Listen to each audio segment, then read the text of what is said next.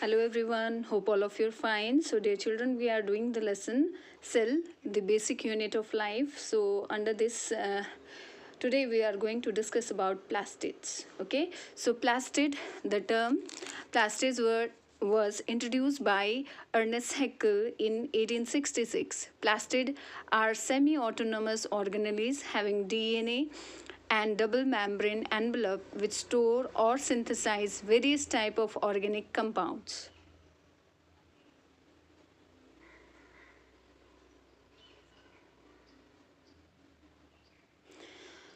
Now,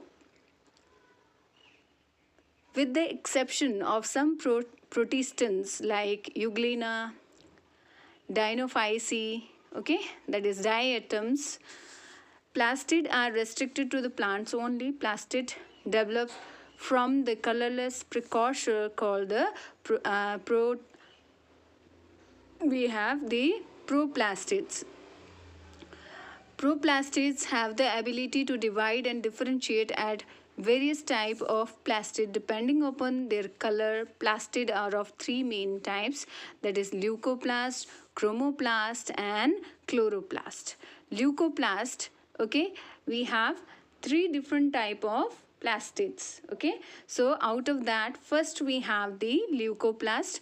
Leuco is white and plastose is molded. They are colorless plastids which generally occur near the nucleus in non-green cells and possess internal lamella. Now, grana and photosynthetic pigment are absent in it. Okay. Leucoplasts have variable size and form, for example, round, oval, okay, cylindrical, filamentous, etc. There are three types of special leucoplasts, that is amyloplast. They are the starch containing leucoplast. An amyloplast is several times larger than the original size of leucoplast. It contains a simple or compound starch grain covered by a special protein sheath. Now potato, tuber, rice, wheat. Okay, now next we have is oleoplast or lipidoplast. Okay, or it is also known as the oleoplast. The colorless plastids store fat. The tuber rose, okay, tube of rose have it. Next is the aleuroplast, that is proteoplast also, or that is also known as the proteinoplast. The plastid contain protein in the amorphous crystalloid, or then we have the crystalloglobuloid state. Okay, aleuron cells of the maize grain contain it. Endosperm cell of the castor also have the aleuroplast. Next we have is the chromoplast. Now chromoplast is color and plastose is the molded. The plastid are yellow or reddish in color because of presence of carotenoid pigment. Chlorophyll are absent. Chromoplasts are found either from the leucoplast or the chloroplast. Lamella degenerate partially or completely during the chromoplast formation. Change of color from the green to reddish during the ripening of the tomato and chili is due to transformation of chloroplast to the chromoplast. The orange color of carotene carrot root is due to the chromoplast. The pigment are often found in the crystallized state, so that the shape of the plastid can be like needles, spindle or irregular. Chromoplasts provide color to many flowers for attracting pollinating insects. They provide bright red or orange color to the fruit for attracting animal for dispersal. They are also the site of synthesis of membrane lipids. Next we have is the chromoplast.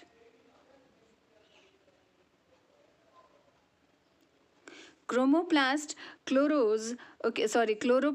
Chloros is grass green and plastose is molded. Okay, they are greenish plastid which possess the photosynthetic pigment, chlorophyll and carotenoids and take part in the synthesis of food from inorganic raw material in presence of radiation energy. chloroplast of algae other than green one are called chromatophores or rhodoplast of the red algae and pleoplast of the brown algae. Now number of chloroplasts per cell of the algae is usually fixed for a species.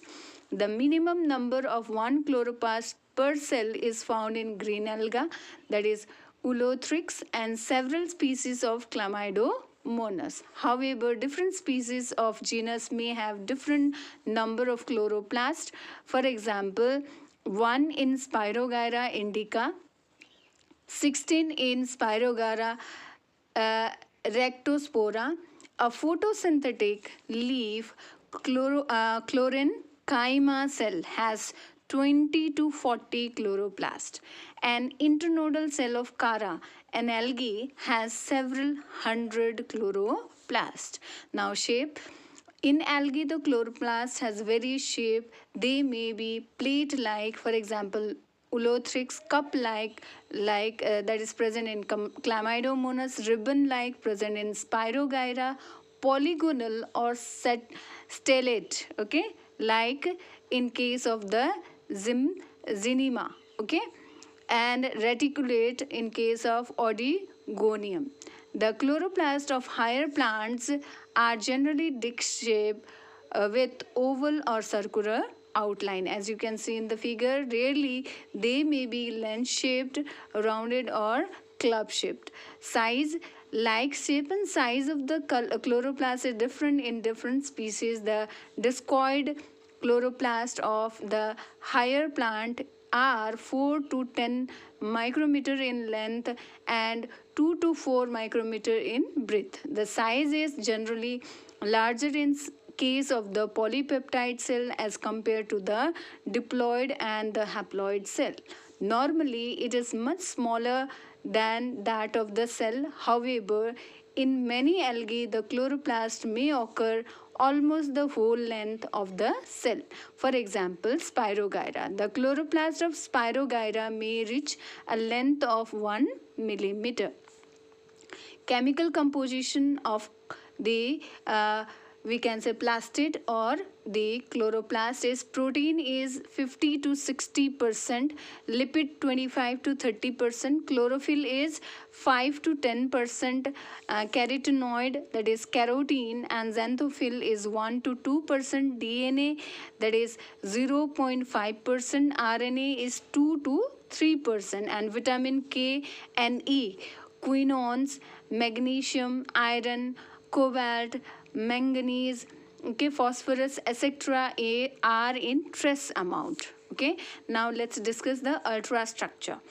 Now a chloroplast has three parts: envelope, matrix and the thylakoid. Pyrenoids and stigma are two additional structures present in the chloroplast of some algae. Now chloroplast envelope. A chloroplast is covered by an envelope made of two smooth membranes. Each membrane is about 90 to 100 Armstrong thick. It has trilaminar lipoprotein structure. The two membranes are separated by intermembrane space of 100 to 200 Armstrong wide. The outer membrane may be attached to the endoplasmic reticulum. At place, the inner mechanism, the inner membrane, then the inner membrane is connected by thylakoid. As in mitochondria, the outer membrane is more permeable than the inner membrane. The inner membrane has more of the protein, including carrier proteins. Next we have is the matrix. The ground substance of the chloroplast is known as a matrix or the stroma. Okay, stroma is also known as matrix. It is a semi-fluid colloidal complex that is made of 50% soluble protein. The remaining is DNA, RNA, ribosome, plastoglobuli and enzymes. Chloroplast or CPT DNA is naked, circular, or occasionally linear. A chloroplast may have several copies of it. DNA make the chloroplast genetically autonomous because it can both replicate and transcribe to form RNA. The chloroplast ribosome are 70S. They resemble the ribosome of prokaryotes. With the help of ribosome, the chloroplast is able to synthesize most of the enzymes required by it. So we have discussed earlier that mitochondria. So in mitochondria also 70S ribosome were present. In chloroplast also 70S ribosomes are present. The important enzymes present in the chloroplast are those that take part in synthesis of photosynthetic pigment, photolysis of water, photophosphorylation, dark assimilation of carbon dioxide, synthesis and degradation of starch, synthesis of lipid, etc. Plastoglobuli and lipid droplets of 10 to 500 nanometer diameter, they may contain some enzymes, vitamin K and quinone. The chloroplast matrix of higher plant may store starch temporarily as starch granules. Okay, it is known as assimilation starch. In green algae, Spirogyra and Ulothrix, the chloroplast possess special starch storing structure called pyrenoids. Now thylakoid, they are membrane lined flattened disc which run out of the stroma or the matrix of the chloroplast. Since they take part in the photosynthesis, they are called photosynthetic thylakoid. Thylakoid are thus the structural elements to the chloroplast, generally run parallel but may show interconnection. Thylakoid may also be attached to the inner membrane of the chloroplast envelope. In chloroplast of higher plants, thylakoid are stacked at places to form grana. 40 to 60 grana may occur in a chloroplast. Each granum has 2 to 100 thylakoid. Grana are absent in bundle sheath and algal chloroplast, and the later are, that is the algal chloroplast, are therefore agranal. Okay, that means grana is absent. Because of presence of grana, thylakoid are differentiated into two: granule thylakoids and the stroma or intergranal thylakoids. A granum is attached to only a few stroma or non-granule thylakoids. Through it, though it is made up to 100 thylakoids. It is therefore believed that thylakoid get folded and bifurcated in the region of the granum. Thylakoid membranes possess photosynthetic pigment and coupling factors. Coupling factors are involved in the ATP synthesis. Photosynthetic pigment include chlorophyll A, chlorophyll B, carotenes and xanthophylls. They occur in specific group called the photosystems. Okay, previously contosomes. It were photosystem were called quantosomes earlier.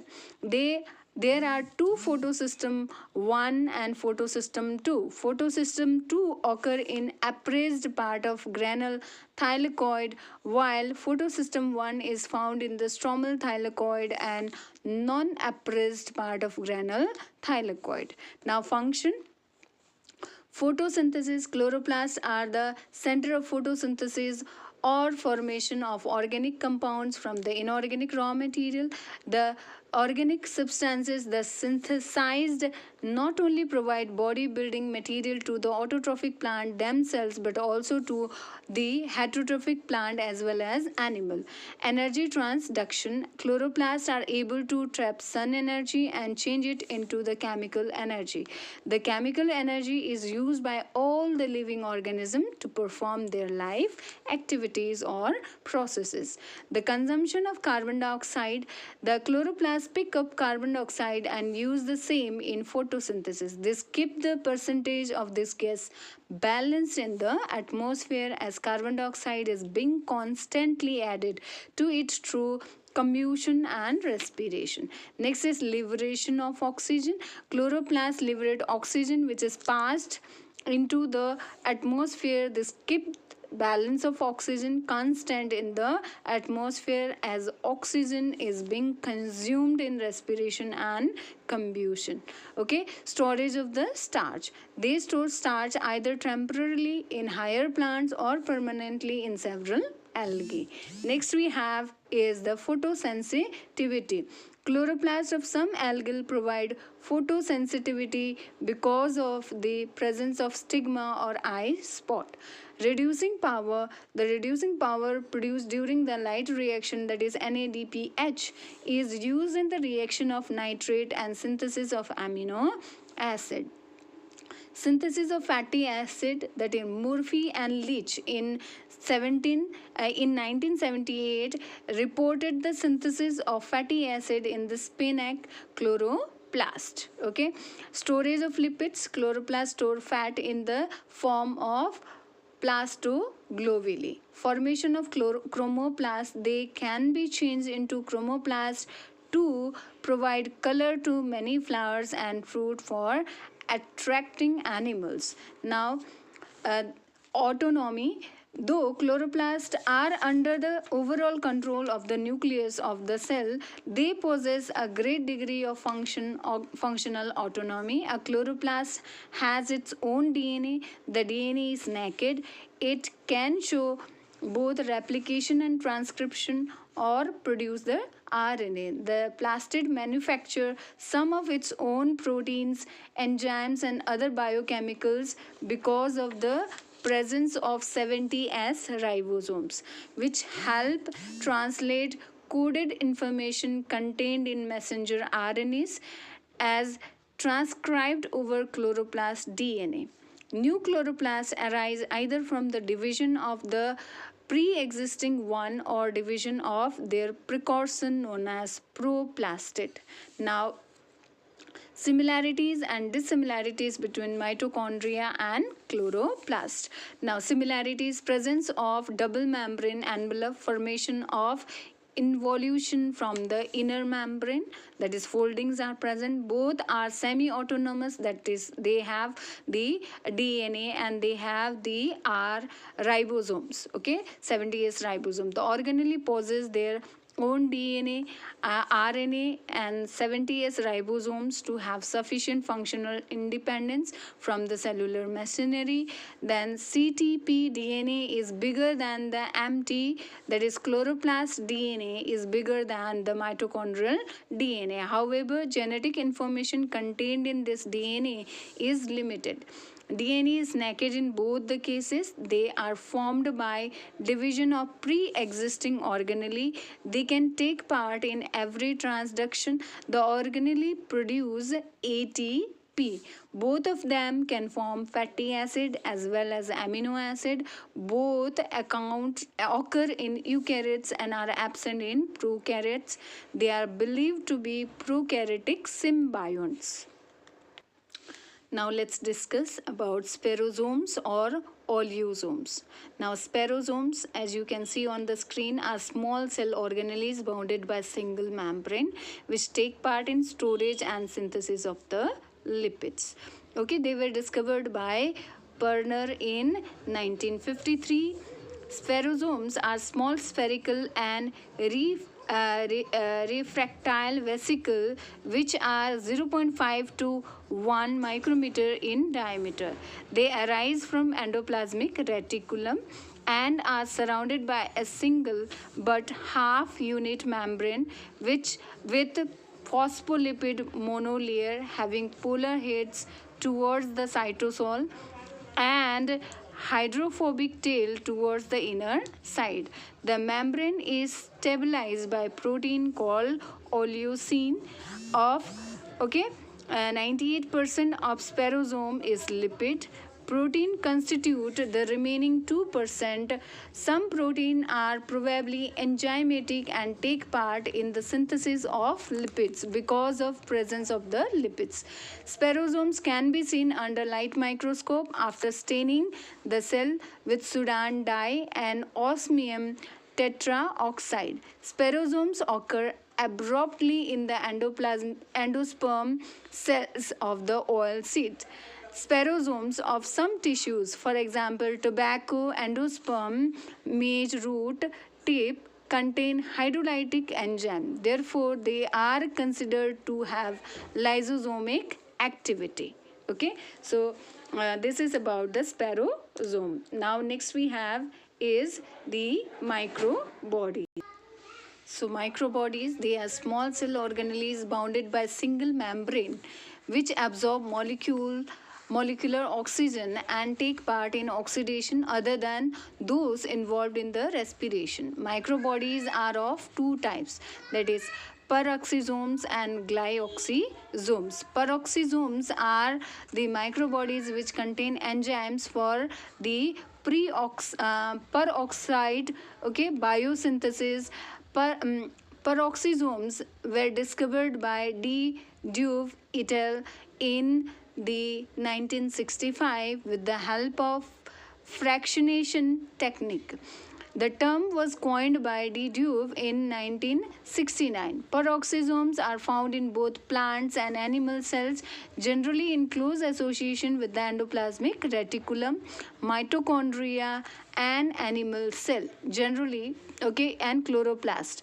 Despite absence of DNA, peroxisomes are believed to be able to replicate like mitochondria and plastid. The statement was given by Waterham and the Craig in 1997. Okay, they are believed to vestige of an ancient organelle present in the prokaryotes which perform all oxidation reaction prior to the evolution of mitochondria. That means, as we have discussed vestigial organ, you might have heard, okay, remain of the organs which were functional in the ancestor and not now. Okay, similarly as we have appendix. Okay, so it is regarded, peroxisome is regarded as an vestige organ, okay, before the evolution of mitochondria. They contain special docking proteins called the peroxines for obtaining material from the cytosol and the endoplasmic reticulum. Peroxisome occur in the eukaryotic cells. They are quite abundant in liver and kidney cells.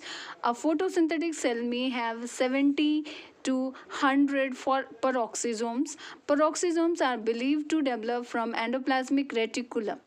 Their size and shape are variable. Commonly, the peroxisomes have a diameter of 0.5 to 1 micrometer. They are covered by a single membrane. The interior contains a matrix which may be granular or have fibrils arranged variously. In some case, the matrix has a central dense crystalline or fibrous core which is called the nucleoid. Okay, so as they do not have the nucleus, they have the undifferentiated nucleus, that is called the nucleoid. Okay, and the peroxisome contain oxidative enzymes like urate oxidase, D-amino acid oxidase, and alpha hydroxy acid oxidase, and beta hydroxy acid oxidase. Molecular oxygen is required. The reaction produce hydrogen peroxide which is immediately metabolized by another enzyme called the catalase. In animal cells, peroxisome metabolism in number of toxic substance like nitrite, phenols, formaldehyde, formic acid, methanol, ethanol, etc. and 25% of alcohol consumed by the person is detoxified by peroxisome inside the liver cells. Unusual substances or xenobiotics, for example, D-amino acid alkalanes which cannot be metabolized by normal enzymes are broken down inside peroxisomes. Urate produced during catabolism of nucleic acid and some protein is changed into twine inside the peroxisome. Long chain prostaglandins and branched chain fatty acid are initially broken down by peroxisomes. In root nodules, they convert fixed nitrogen into ureates for transport. Okay, if plant peroxisomes found in photosynthetic cell perform photorespiration, for example, for this, they are associated with the chloroplast and mitochondria. Peroxisome pick up glycolate from the chloroplast. Some is oxidized. The same is oxidized with the help of oxygen to produce the glyoxylate. Hydrogen peroxide, okay, is formed by as a byproduct. Okay, that is a byproduct, hydrogen peroxide. Now glycoxylate is changed to amino acid glycine. The glycine condensed to produce amino acid serine and carbon dioxide. Next is the glyoxysomes. Glyoxysomes, okay, are microbodies which contain enzymes of beta oxidation of fatty acid and glyoxylate pathway. They are considered to be spherical peroxisomes. Okay.